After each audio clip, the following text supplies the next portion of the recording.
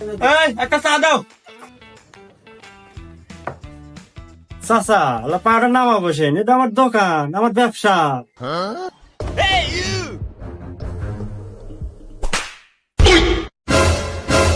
এই তোর সাহস তো কম না, তুই সামান্য চার দোকানদার হইয়া পাইলটের বাবার সাথে খারাপ ব্যবহার করস।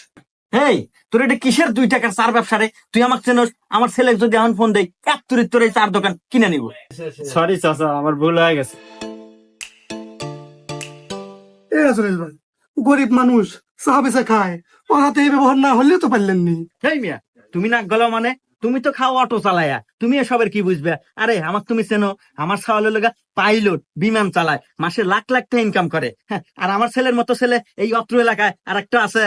তা অবশ্য নাই, আগে গেছেন কামলা বেচে, আজ আপনার সওয়ালের জন্য এত উন্নতি আর এত মান সম্মান।